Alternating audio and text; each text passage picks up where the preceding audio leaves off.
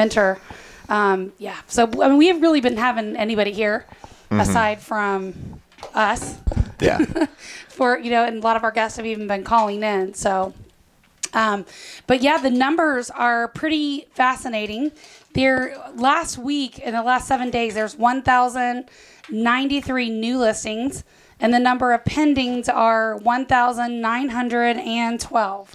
And basically, we're about almost double at this point with those particular numbers. So that's 7 days, and of course, double 3 what counties. we would be last year? Well, I was trying to pull that. Leo and I were talking about it, but we weren't actually tracking them on a 7-day cycle like we are right now. So basically, that's pretty much the dealio. Let me hear you talk for a second, Adam. I'm going to switch headphones with Leo real quick. So here. Now, this is just in our area, right? Pasco, Hillsborough, Pinellas. Pasco, Hillsborough, Pinellas. Let's see here. 44 expired. Is that normal? Yeah, we're always going to have expired listings.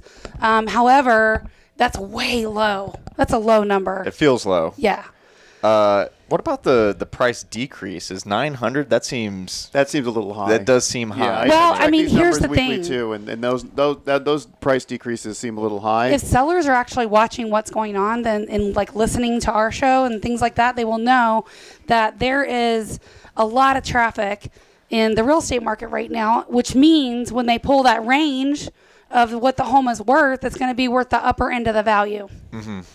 So now, if you were contemplating listing your house now or waiting another couple months, would you do it now while it's hot, or would you wait and see what the market does? No, I would not wait right now. As a matter of fact, my daughter, we spent yesterday all day out looking for homes. Mm-hmm. So for her? Yeah. That's Can't awesome. get her out of the house fast enough. She's already out of the house. She's been renting. And no, that's my son you're thinking of. But no, you have too many kids. I do. Literally, I'm at least 2 or 3 over my limit for sure. But yeah, so essentially that's the deal. I mean, rates are so low. Rates would make the difference, right? And I've said forever that we're going to be like California. If you don't own, you can't afford to buy. You'll never be able to get back in. I had a client that closed yesterday on a new construction, and he lived in San Diego for a certain period of time, and he said what I've said, that Tampa reminds him of San Diego, and he never bought a home there because he could never afford to, and he purchased in the Crystal Lagoon. Wow, there we go. Yeah. So it was just exciting, and I was like, he's like, well, I was thinking about holding off. Like with COVID, I was going to wait. Mm-hmm. And I said, well, be glad you didn't, because that same house is selling for more money right now. Well, so I got a question for you, though, like strategically. Obviously, if you sell now, you're probably going to sell high, but you also have to buy high. Yes. So how does that play out? The difference is right now, rates are at record lows. So even though you might be buying high, essentially you got to look at the rates. Look what the rates are. And, you'll never probably be able to buy again in your lifetime for these particular interest rates. Wow. Do you think this is best ever? Do you remember me telling you how much my first rate was on my home? No. My first home? You don't remember? It was in the 20s. No, it wasn't. Yes, it was. That was Pat, That was not the me. 1920s, Leo. No, I'm just kidding. The roaring 20s. Yesterday after I was showing properties with my daughter, my daughter was trying to fight with me over the bill and pay for the bill. And I'm like, no, I'm paying for it. And so the waitress was like trying to figure out whose car to take. Everybody's had those experiences, right? No. So yes, you have. No, because when that starts to happen, I'm like, I feel like Leo's an alligator arm guy. Like, yeah. whoop, gotta. He's like, have you ever seen 2.5 Men, Alan? Yes. That's him. He's like, oh, I left my wallet at home. Are you that guy? You're that guy. No, I mean, if people are going to fight over who wants to pay the bill, I'm not one to take an insult and say, I'm not going to let you do that. No. You heard it here first on the Dave Ramsey Network. That's one of the best ways to build wealth is to just keep the wallet in the pocket. And that's okay. But, it was something I wanted to do for my daughter. So anyway, the point is I told the waitress, I said, no, I'm her mom. And it's a tax write-off for me, so I get to pay the bill. So I kind of won that one. Yeah. And then she goes, you're her mom? And so they thought maybe... And she's like, I'm just a tax write-off? No, she does say that. Anyway, so the waitress comes back and I go, everybody even says she looks like me. Why did you seem so surprised by that? She goes, you don't look old enough to be her mom. That's what she told me. There you go. So I'm like, okay, yes, I'll take it. I'll take it. Anyway, that's so after you guys were cracking on me about, being old. Mm-hmm. I didn't crack on you. I had to tell you about what happened yesterday. Yeah. So, yeah. But we got a lot of stuff to talk about, but I know you want to talk about the car. I finally traded in my Prius. Yeah, I'm excited for you. It looked awesome on Facebook. I would get ragged on so much about my Prius, but I really like that car. I did. I drove it a lot. If it's not broke, don't fix it, right? It had 152,000 miles on it. That's good. And we had a conversation because I get on my service done at the dealer, and they said, yeah, it's about that time. Like, you're going to put more into it than you want to. Yeah. And I just paid money to, freshen up the paint job. Paid, $3,000 to paint it. Wow. Probably shouldn't have, but I might not have got as much for my trade, so. That's okay.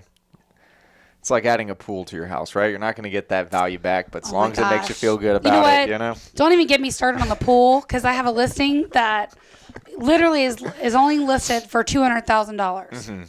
We've talked about the adjustments on the appraisal for pools. You guys remember what they are? Not much. Nominal, how much 5,000? credit does an appraisal give you for a pool? Like 5,000. Yeah, about $5,000. 10%. 10%. Maybe $10,000. 10%. Yeah. No. That'd be 5%. Yeah. I don't think it's even 10%. But anyway, so I had this property, $200,000 home. Bank of you-know-who sent their appraiser out, their buyer, my listing. And essentially, the appraisal came back $22,000 light. And I'm like, no way are we taking this. So I start looking at the appraisal report, and I'm like, I would literally rip this up and shred it apart, but it's going to do no good with Bank of America. So I told the buyer, I go, are they changing lenders or are we changing buyers? Like, which do you think they would prefer? So that's kind of how the conversation went. And when I was looking at the adjustments, for one, they used all cash sales for the comparables. One of them was an offer pad comparable. Jesus. That's not even a comp at all, because we know how much lower they buy them for and the fees. You got to factor all that in there. And on one of the adjustments that they did for one of the comparables, they put a $28,000 adjustment for a pool. And they made their bottom line adjustments almost 25%, which doesn't even meet Fannie Mae guidelines. Is this some rookie appraiser? I don't know, but I told the buyer's agent, I go, this is one of the worst appraisals I have seen in 30 years. Got to get Ray out there. We don't get to pick. I know. It's a random selection from the bank, so nobody gets to choose the appraiser. That happened after the housing collapse.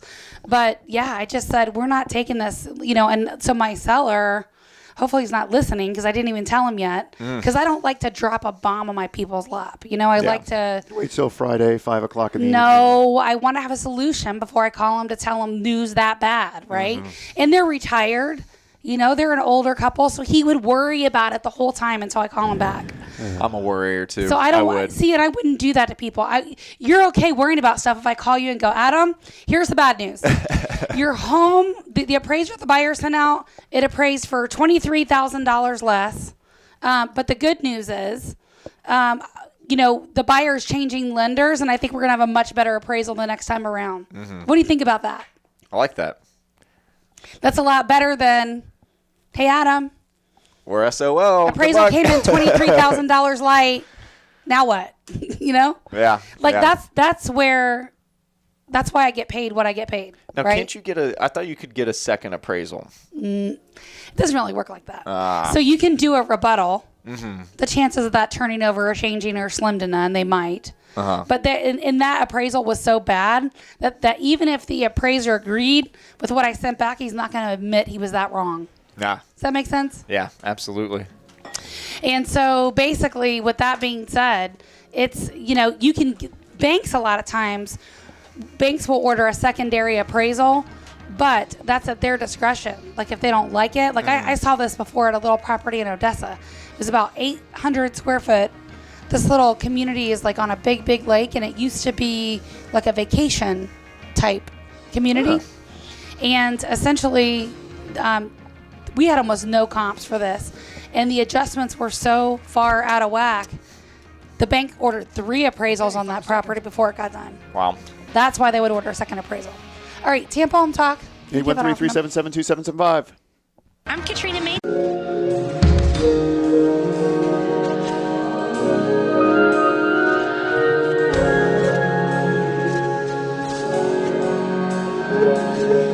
813-377-2775. That's 813-377-2775. Get all your Tampa Home Talk needs right here with Leo Kane, Katrina Madewell, and Adam Talley.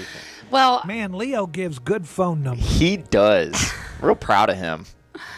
That sounded like a kind of commercial. darts it out, yeah. Yeah. No, you did good. It's Almost very like you darty. practiced. I did practice. I could just see you driving in. 813-377-2775. That's 813-377-2775. You have to repeat it. Yeah. In case they're driving and they can't write it down fast enough.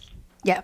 Actually, you can ask Pat for talk radio 3 times. If you're going to give out the phone number, it should be 3 times. Definitely. At least. Because the first time they're thinking, I might want to pick up the phone and call. And the second time they're like, yeah, they just gave it out again. And the third time it's like, where's my pen? They're So that's brainwashed. why. They're brainwashed. It's just a brainwashing. It's definitely brainwashing. It's science. It's also science. Yes, indeed. Science. So, all right. So let's talk a little bit about, let me see what she has lined up here for a market report for the neighborhood. So one of the things that she jotted down here was see where Florida ranks for taxpayer ROI compared to other states. We have to be pretty high if everyone from those state tax states keeps wanting to move here. Yeah. Well, go ahead and take it away with number 1. In a recent report from Wallet Hub, the Sunshine State ranked number 2 for taxpayer ROI based on how ed taxes go towards a few key areas. Those include... He said tax paper. Did you hear it? Yeah, I did. Let's see. Education, including quality of public universities and state school systems. Health, including hospitals, infrastructure, and capacity, which is very important relevant. right now. Yeah. Safety, including violent crime rates. I would agree with that. I feel really safe here. Yeah, for the most part. Yeah, with 20% of our population in prison. Well, that gets rid of the They're bad not apples. out. Yeah. Where were we? Safety. We already said safety. Economy, including median household income and annual job growth rate. And our state is open compared to a lot of the others. Infrastructure and pollution. I feel like the pollution part, I can agree. Infrastructure, if you drive on the interstate, you know that needs a little bit of work. Well, we do have roads and bridges. And We have running water and electricity. Yeah, and when the ice caps melt, we'll be like Venice, and you can just drive your boat everywhere. That'll be pretty cool. We're like Cape Coral. Indeed. Or Apollo Beach.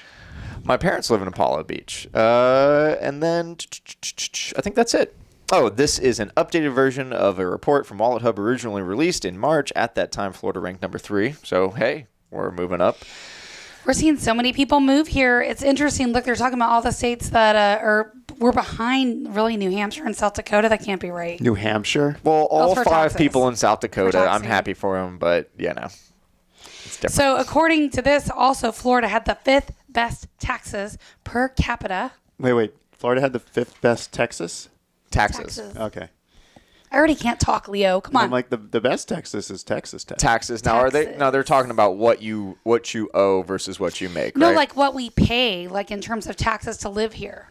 Okay. Like we don't have state income tax, that sort of stuff. And the 32nd best government services rating. So we're like in the lower third. I mean, Who are they polling on that, though? That's the Yeah, it's Wow. just the Wallet Hub. Yeah, no. I know Ron DeSantis. I happened to poke around on Twitter yesterday and saw he was getting like chastised for. He's always getting chastised. Can we get Yeah. him on this show? That'd be ideal. We could inquire. We can't even get. I've been trying to get a couple of our local politicians on this show to no avail. Well, it's because the one that we both know. I think he made one comment on Facebook one time about COVID, and I think his Facebook wall blew up for the next 5 days. So I didn't But see you him know on what? and then he Facebook. stopped doing that. If you're in politics, I think you have to expect that. Yeah. I mean, in the society we live in, it's just the way it is. It's unfortunate. Well, and That's the way it is. why would you want to get into politics if everything you I would do not. is going to get scrutinized, even things that you did 35 years ago? You know, I would mean, not. Yeah, that's why you don't get into acting either. Yeah. You know, speaking of politicians, we've had Mike Fasano on the show many times. Love Mike Fasson. I actually wrote a policy this week for somebody that works did? in one of his offices. I was like, oh, Mike and Tim. They're like, We yeah. That's what we can do next week. We can just have Mike on the show. Well, we I don't was- even need to be here. Just Mike I gotta and tell Tim you can something come funny. in. Like I was gonna have him on because we have his house listed, and we sold it so quick we didn't get a chance to even promote it. Like if we were on 5 days a week, we might, but we were That's awesome. only on for one. Let me tell you, talking about selling houses quickly, I am getting bombarded, and so is my wife. People trying to buy our home. Are you interested in listing your home? And these are people from out of state.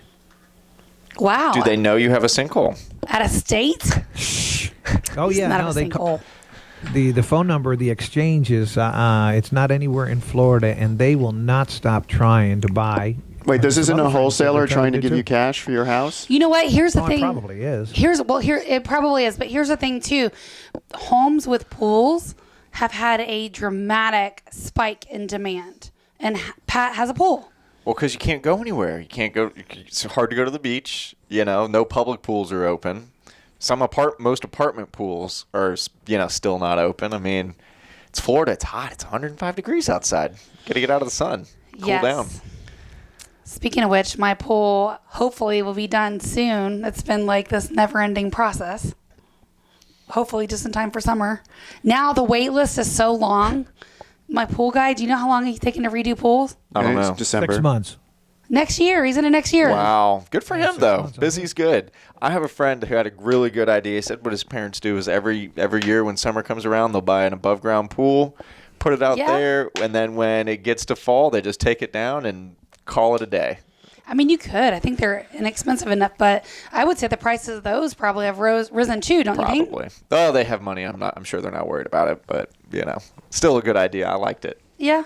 I mean, I've seen some really nice above-ground pools that are like, We've had above ground pools here on the show. Yeah. yeah, I think we did. Was I out for that show? Maybe. No, you were here. We had the above ground and the in ground, and then we had the survey. Yeah. Yeah, I remember that one. Was that Elvie or another? Speaking, we have a surveyor coming back on to chat about some pretty cool stuff in the next hour. Oh, that's so topical. Yeah. I didn't know about that. Yeah, I know. It's right on time. I know our next guest, Daniel Jimenez, he's going to be joining us here in the next half. He's going to be talking about what is bathtub reglazing and some of the commonly asked questions we get about those. And tile restoration. What do you think about that, the bathtub reglazing, Leo? Makes it shine. Like Makes it slippy. Yeah, it makes it slippy too. a little bit more than that. What do you think about it? As far as do I want to reglaze my bathtub or replace it? I mean, if you reglaze it, you're prolonging its life. It's preventative maintenance. I don't understand the question. I guess, well, it boils down to reglaze or replace, right? Mm-hmm. Now with tile restoration, what are they like? Grout. Obviously they're cleaning it, but is it mostly the grout or what else is it? Well, with tile restoration, it's a combination of replacing some of the bad-looking tiles or moving some of the bad-looking tiles to a less visual area because you can't find a match. Right. You have to swap tiles around. A lot of it has to do with the grout. I've seen miracles happen as far as just cleaning the grout, like a special clean from an expert like this, where it looks like you have a brand new tile. Because the grout is grout's very porous. Your tile's usually got some kind of glaze on it. Right. So what ends up happening is the grout is going to discolor, going to develop the mildew, going to develop the mold-like substance. So treating your grout through someone like Daniel Jimenez will prolong the life of the look of the tile.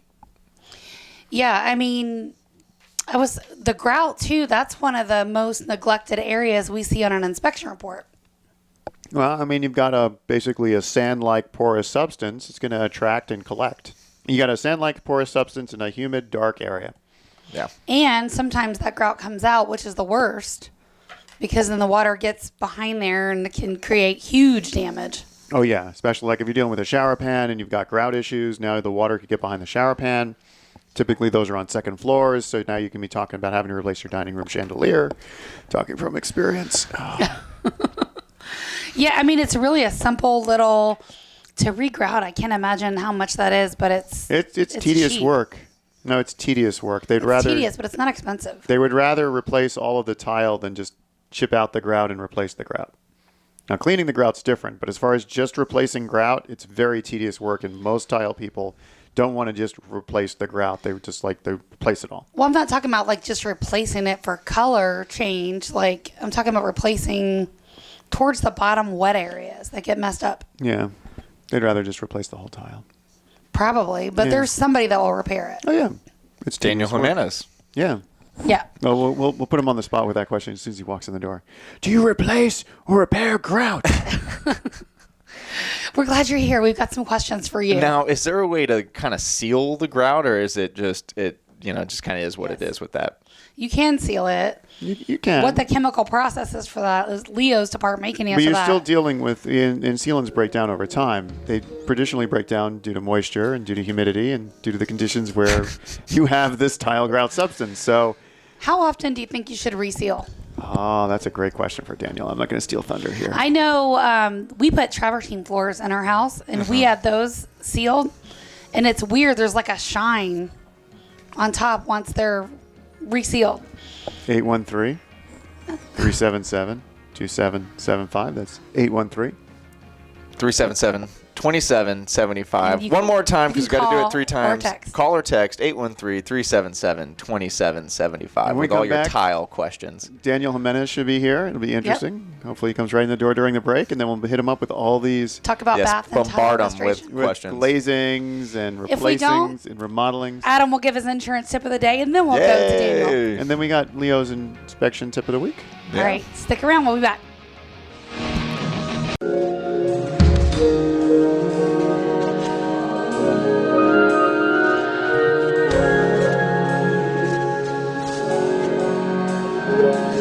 Welcome back to Tampa Home Talk. This is Adam Talley with Talley Insurance. And before we dive back into tile and everything else, I thought it'd be a good time for our insurance tip of the week. And my most important tip for everybody right now is pull out your deck page. Find your deck page if you haven't looked at it in a long time. But pull out your deck page and try to find it from last year as well. And just look at those rate increases. We're seeing it's unbelievable, the rate increases that we're seeing. So now is a great time to go ahead and re-quote your homeowner's insurance. Call somebody like us that has 20 carriers so we can make sure that you're, still paying the best rate that you possibly could. But won't it be increased? Or are you going to shop it? Well, we'd shop it, of course. That's what we're seeing a lot of right now is certain carriers went up by, every carrier is going to go up a little bit year after year, right? If it's a single digit, percentage, it's typically not too bad, but we've been seeing 20, 30%. So if you're one of those people that just doesn't pay attention to what you're doing and you're just looking at the, your mortgage payment every month and you see that jumping up, it'd be a good time to requote it. I don't escrow, so I write a check, but I don't usually look at it too closely. Well, From at last least year. at I know least- it's not a huge difference, but I think it is a little higher. Well, at least you're Hey, Adam, the why people is that it pay are a going little. up? We People have like Leo. People like Leo. We got a lot of AOB claims. What's AOB claim? Stands for assignment of benefits.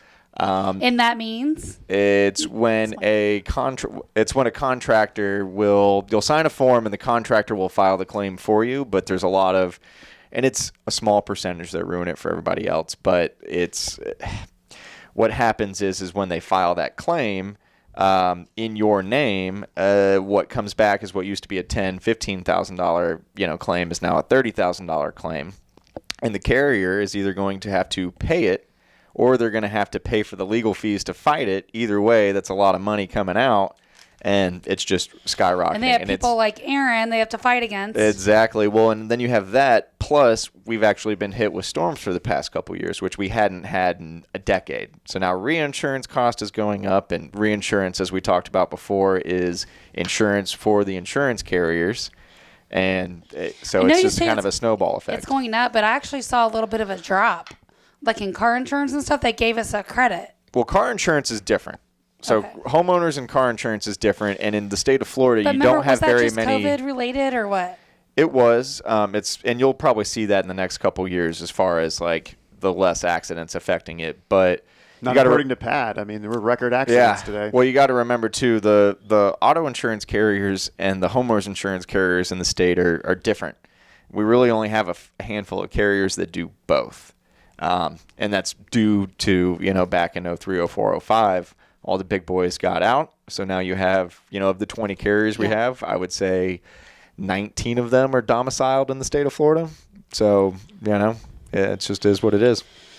Well, I mean, how many carriers are actually left? Because for a while there was like none. Then a lot of them came back. How many companies are like writing in Florida, not counting citizens? If you look at the list, there's probably like 50. I would say there's probably about 20 to 25 that are legitimate. But what we're seeing too, and So you got at least 5 more to go, Adam. yeah, Wait, you're telling me that people's friendly insurance is not legitimate? I would just be concerned about their ability to pay their Well, claims if we did that's get a direct and hit. that's a great question. Like, what should you be looking for? How do you know how do you know what you're picking? Well, you can look at their rating. I would look at how long a company's been. Where do you get that? Where do you get And the how rating? close their name sounds to a communist country. Where do you get their rating information? You can go to Demotech is one of the rating sites. Now, Demotech it's easier to get a Demotech rating. So if you can find a carrier that has an AM Best rating, it's much harder to get an AM Best rating. I have a much simpler version of this. 813-377-2775. Text the word insurance. 813-377-2775. Adam will review your deck page. I give you a long Adam will tell conversation you about it. what the rating of your carrier is, and Adam might even go far enough to tell you that you can get better, cheaper insurance through him. I got a question though. Like, what happens when you say like you'd be concerned about their ability to pay? So what if a big storm comes in and one of those less Fortunate. less Solvent. liquid insurance companies are in a position where you're concerned about them paying the claim? What does that mean? Because you've actually paid the insurance. So what happens? In that case, Because isn't I would there a wanna- state fund? So there's a to help state that? there's a state Okay. guarantee fund. Now what happens is all the insurance is regulated by the Florida CFO's office. Okay, so they're constantly reviewing all the carriers' solvency and that kind of stuff. So what we've actually seen in the past couple of years is we've had a few carriers that have gone into receivership, which means that they're ceasing operations. Handing out non-renewals, and you can either go to Citizens in some cases, or you just need to get requoted. So are they selling the policies to Citizens? Or no, when you're in there's other receivership, you're done. So they basically have to cease operations. Does that mean every they're time. not liquid enough to carry on? That's exactly what. So it means. what happens in the instance if you have a storm and now they're not liquid enough, and you say they don't have money to pay the claim? Then what? That's a very good question. Again, like I said, you have the guarantee funds and that kind of stuff. But the good thing is the state tries to be on top of it, so that way you don't get into a. And Leo, that's why you you're have on to that have. side a lot of times. Like, have you seen that where the insurance company wasn't solvent enough to pay the claims? I have not seen that. Yeah. Maybe it's a better question for Aaron. Yeah. Well, the other thing too is that's why they have reinsurance. So you'll have your reinsurance for the big storms and that kind of stuff that should trigger. But Reinsurance? Reinsurance.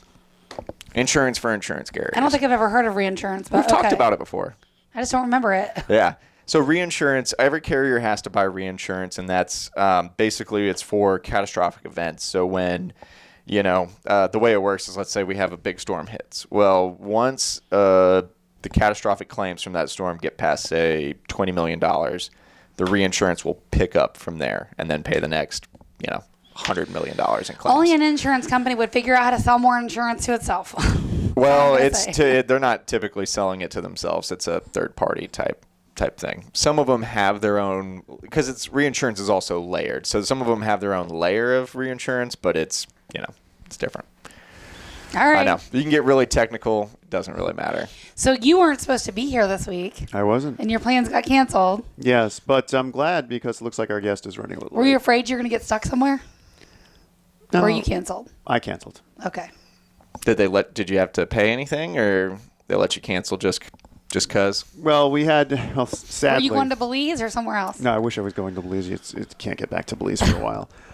We were going to go down to the Keys, and we were going to take putter to get there. So what ended up happening was, with the 4th of July cancellations and the toughest mask laws in the state and the recent spike, we're like, don't really want to do the whole airport thing and don't really want to go to a tourist place because, well, I firmly believe all these provisions in place, wear the mask, social distance, they will diminish this. But you have too many people that don't believe in masks, anti-vaxxers, don't believe that the virus is real, and they're just blatantly disregarding the rules. Yeah. So didn't want to put myself at risk. I know you're not on Facebook, but did you see what I posted from that doctor yesterday? It was long. I did not. I didn't even finish watching it myself. I've been busy. Haven't been But on it's worth- Facebook a it's lot. worth I a saw watch. I did see your car post. Very excited for that for you. though. So what was this post that I didn't? No, never see because I'm not on the Facebook. So the Prius finally had its day, Mm-hmm. and I traded it in. So it was going to need probably more work in the future than I wanted to spend in a car with 152,000 miles and 8 years old. So it's time finally to buy another car. Nice. So I know someone that can get you insurance on that car. yes. Well, we've talked about this, but I've had State Farm for years, and I have teenage drivers on my policy. No, so your rates are like. Adam's like, we don't want you. It's not that we don't want you. I just, it comes down to if you can, If I want to pay more, it gets switched. If you're a basically. perfect driver, State Farm is for you. Well, we have a good driving record, but we've had our insurance for so long that it's low.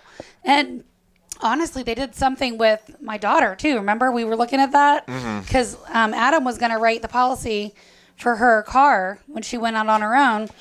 And essentially what happened was somehow they end up doing a little bit of they give us a multi-policy low discount, but when we were comparing it, they end up writing like a small renter's policy and somehow grandfathering in a lower premium. I don't really know how they did it. Yeah. I didn't ask questions. It kind of just went with it. Well, one of the unique things, and I only see it from State Farm, but when it comes to State Farm, every car is almost on its own policy, as opposed to other carriers where you're, all the cars, all the drivers are on the same policy in the same household. So if you go back and look at your policy, you'll see that you have probably like 3 or 4 different ones. I did get. I don't know. It's interesting you say that. I've had them for so long. I don't remember seeing it anywhere else. So Yeah. it's been a long time. Yeah. Probably over 20 years, really. God, I'm getting so old. That's okay. Why am I covered in stuff from using the hand sanitizer? There's ink in the bottom of this cup, by the way. Okay. Yeah, Like, His hands get dirtier every time. does. Yeah, my hands are getting dirtier every time I clean. oh gosh, Leo, now Now you you got it did on the me. same thing. Oh, we're having a real time My this hands. morning. in the I studio. need to have my hands refinished. Do you All do right. hands too? So, well, Now, our now I look like guest I've is been gardening. Just hard surfaces, not soft ones. Good morning, Daniel Jimenez. He is our bathtub guy. We're gonna have to go wash up on the break, Leo, and he's gonna talk all about bathtub reglazing, what it is, and a lot of the stuff that you see. Okay. What is it that you want to know? So, how long have you been doing it? 40 years? Wow. So you've done a couple bathtubs. Yeah, quite a few. Hotels and motels and people's houses and everything. So we're gonna ask you a question real quick before we actually run, because we're gonna run out of time in a minute before we dive in. But we were talking about the bathroom areas. There's when the grout towards the bottom starts to chip away or pull out. You've got to definitely repair that grout and redo it so water doesn't get behind there and do a lot more damage. Is that something you guys do? Yes, we do that. We regrout and then it's called recaulking after that. So what if it's just a small area? Do you regrout a small area? We regrout a small area. See, there you go. What does something like that typically cost? Let's say it's covering 6 tiles. Oh, well, my initial visit is going to cost you at least $125 just to go in there. Does that include any of the labor? My personality, yes. Okay. That's part of that, my charismatic personality. But otherwise than that, it's just a basic price of $125 just to come and see it. Okay. I'm like a plumber, Yes. All right, Daniel, we'll stick around. When we come back, we're going to dive into this a little bit more, and we're going to explain to the listener in detail what reglazing is, okay? And as you're listening, if you need help, 813-377-2775, 813-377-2775. Back in a minute.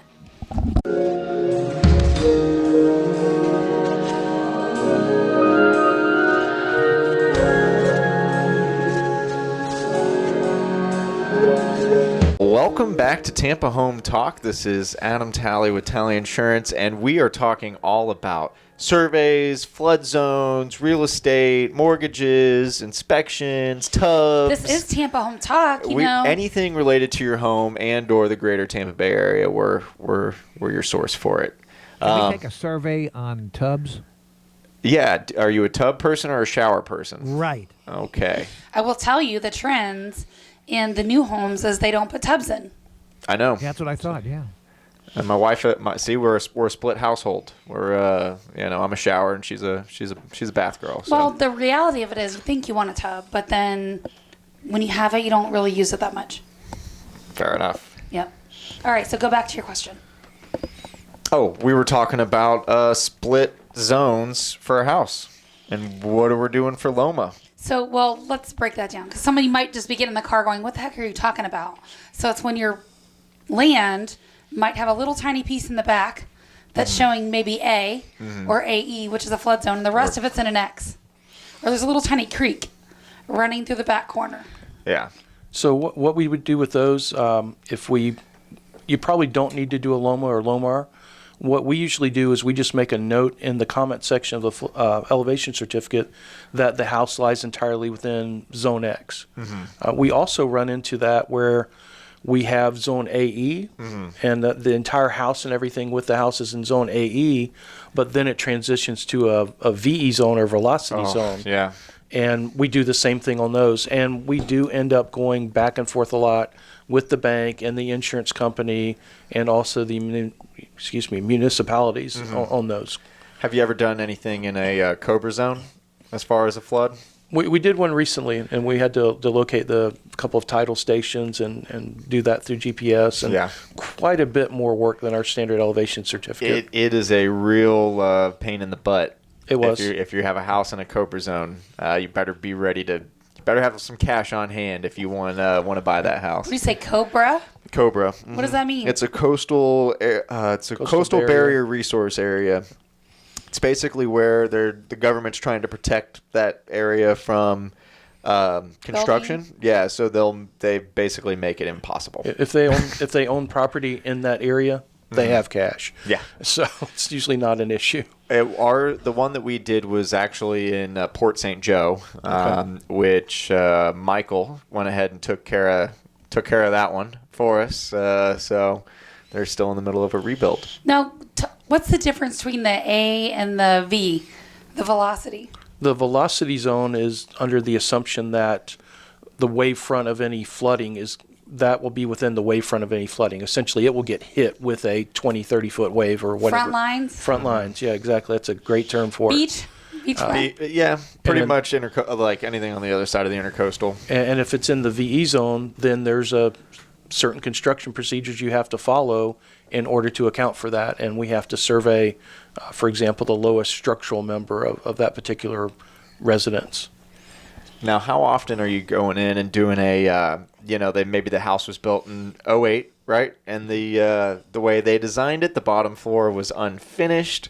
Now they're going to sell that house, and it's a little bit more finished. How are you seeing that a lot, where it's affecting the, A little bit of that, because that would change it to the lowest living area is now what used to be the garage. That could be 8 feet lower. under the base flood elevation. That happens a lot. A lot of people, like in those lower areas, that can't build anything, can't be anything other than like garage. I think what we'll see a lot of is we're going to see a lot of people in the Tampa Bay area that aren't in flood zones now, or aren't or are high enough above the flood zones that they're fine and don't have to have insurance.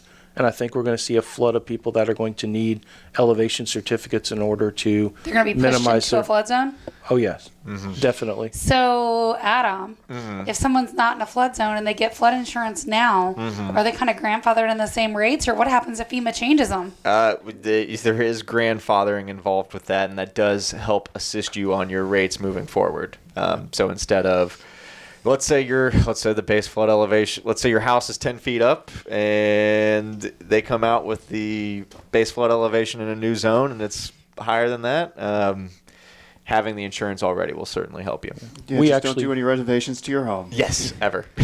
We actually did that with our home, and we We're just in Pasco County, State Road 54 in Suncoast, but the flood map changed just enough to put us within a flood zone. So we went ahead and got the insurance right away and grandfathered it in and are now covered. Yeah. So talk more about that, Leo. If you get flood insurance, why are you saying don't do any renovations? Oh, there's something called the FEMA 50 rule, where if your renovation costs in a given year for all your combined renovations is more than 50% of the cost of your house, not the house in the land, and not the house in like what you think you paid for it, but what the property appraiser says you should have paid for it, then you have to bring the whole house up to floodplain code. What if it's not in a flood zone, but you just have flood insurance? No, that's different. That's You're fine. different. That's what I was talking about. Oh, yeah. We've dealt with a few of those. The contractor has a fairly extensive form to fill out that's detailed as exactly what they're going to do and what the cost is, and part of that does require an elevation certificate. Yeah, a lot of people are not even aware of the FEMA 50 rule, but we talk about it quite a bit. We have to, because it's one of those deal breakers when it comes to construction costs. Well, and it's another reason to make sure that you're using licensed contractors and pulling permits and everything. Because if you try to do something on your own and then you go to sell that house, now you could be in a real Or an pickle. after the fact. I've seen people try and pull after the facts, and then they end up with like, well, we're in a flood. That's my first question on after a fact. I'm like, what flood zone are you in? Ooh, good one. Because we can do the plans, but once they tell us their flood zone, once the survey comes back and they tell us their flood zone, the elevation certificate, we're like, well, we can't do your plans anymore. Yep. Sorry. Too bad. So sad. Yes, now we just ask the question first. Well, you know it's going to be all bad, like all downhill from there. Oh yeah, definitely. I'm like, because then we're like, well, how much is? Because then you go to the property appraiser site. Well, your renovations can't cost more than X. They're like, but you said it was 50% of. No, we said it was 50% of a very specific thing. It's not our fault. You didn't understand what that meant. Right.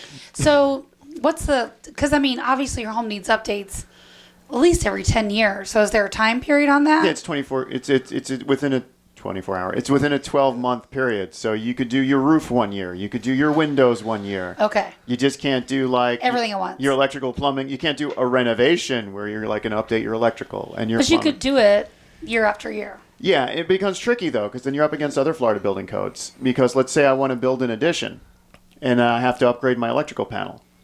Well, right there, if I'm upgrading my electrical panel, I've got to upgrade all my electrical in the house. And So the you same would- thing with plumbing. Like, once you start touching 25% of Yeah. a system, you've got to do a whole system. And once you get to 50% of your value, you've got to do the whole house. We could do a whole show on that. Yeah. So we in that can. case, do the electrical first, wait a year, right? Yeah, but if you're building an addition, you're going to be stubbing out empties for your. Yeah. Yeah, it's a slow process. It's a pain in the butt. It is. It's a way to do it. And then you flood out anyway. There you go. Albie, thanks for joining us again. Thank you. If you want to update your survey or you think you need to do an addition or neighbor dispute, call or text 813-377-2775. We can hook you up with a new survey or an update, possibly. 813-377-2775. And remember, love where you live or we'll fix it. Welcome home. Love where you live.